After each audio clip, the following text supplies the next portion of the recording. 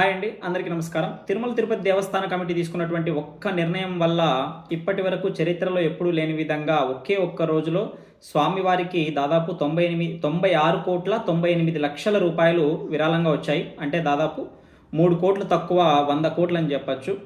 ఇంతకీ ఆ నిర్ణయం ఏంటి అనే విషయానికి వచ్చాము అంటే ఫస్ట్ మనము ఒక నెంబర్ తెలుసుకోవాలి. అంటే స్వామివారికి 1,00,000 కావచ్చు, అంతకంటే ఎక్కువ 10 లక్షలు, కోటి రూపాయలు కావచ్చు, ఎంతైనా కావచ్చు. 1,00,000 అండ్ దానికంటే ఎక్కువ విరాళాలు ఇచ్చే వాళ్ళకి కొన్ని ప్రత్యేక సదుపాయాలను ఇస్తుంది తిరుమల తిరుపతి దేవస్థానం. అది ఎప్పటి నుంచో ఉన్నటువంటి ఆనవాయితీ అనమాట. అయితే ఈ 1,00,000 అంతకంటే ఎక్కువ విరాళాలు ఇస్తున్నటువంటి వారి సంఖ్య 100, 200, 1000, 2000 కాదు, 1,97,000 పైచిలుకు ఉంది. అంటే దాదాపు 2 లక్షలకి దగ్గరలో ఉంది. 1,00,000 అంతకంటే ఎక్కువ విరాళాలు ఇచ్చే వాళ్ళ సంఖ్య ఇంతగా ఉంది. అంటే వాళ్ళకి సదుపాయాలు కల్పించడం వల్ల, అండ్ మీరు ఎప్పుడైనా గమనించారు అంటే బాగా డబ్బున్న వాళ్ళు మరింత ఎక్కువగా, అంటే వాళ్ళకి అవకాశం ఉంటుంది, ట్రావెల్ ఛార్జెస్ ఇవన్నీ భరించగల కెపాసిటీ ఉంటుంది కాబట్టి మరింత ఎక్కువగా వెంకన్న స్వామి దగ్గరికి వెళ్తూ ఉంటారు. పదే పదే వెళ్ళే వాళ్ళు చాలా ఎక్కువగా ఉంటారు.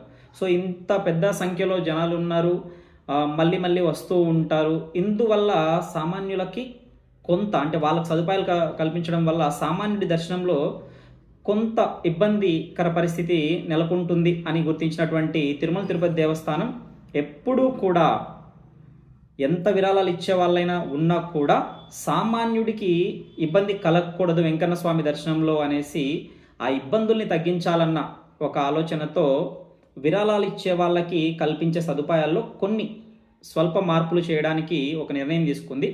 అయితే దానికంటూ కొన్ని గడువులు ఉంటాయి కదా, కాబట్టి ఈ రోజు నుంచి ఆ నిర్ణయం అమలవుతుంది. బుధవారం జూలై 15వ తేదీ 2026 సంవత్సరం నుంచి నిన్నటి వరకు ఎవరైతే విరాళాలు ఇచ్చి ఉంటారో, అంటే మంగళవారం జూలై 14, 2026 సంవత్సరం వరకు విరాళాలు అందించిన వాళ్ళకి పాత సదుపాయాల ప్రకారమే కల్పిస్తారు. అంటే అక్కడ కొంచెం బెటర్గా ఉంటుంది ఫెసిలిటీస్.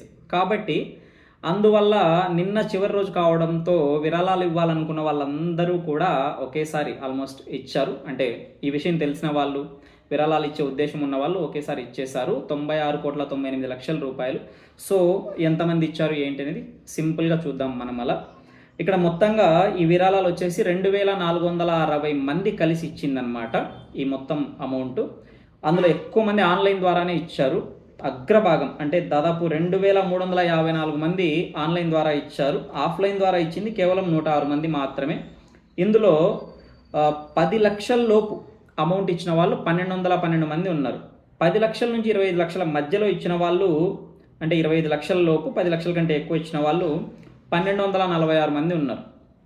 ఇంకా కోటి అంతకంటే ఎక్కువ ఇచ్చిన వాళ్ళు 2 ఉన్నారన్నమాట. ఏది ఏమైనా కూడా సామాన్యుడి సౌలభ్యం కోసం, సామాన్యుడికి వెంకన్న దర్శనం మరింత సులభతరం చేయడం కోసం తిరుమల తిరుపతి దేవస్థాన కమిటీ తీసుకున్నటువంటి ఈ నిర్ణయం మనమందరం కూడా హర్షించదగ్గది. అండ్ ఈ నిర్ణయం వల్ల స్వామివారికి కూడా ఒకే రోజు ఒక పెద్ద మొత్తంలో విరాళాలు రావడం కూడా ఒక ఆనందించదగ్గ విషయం ఒక హిందూగా.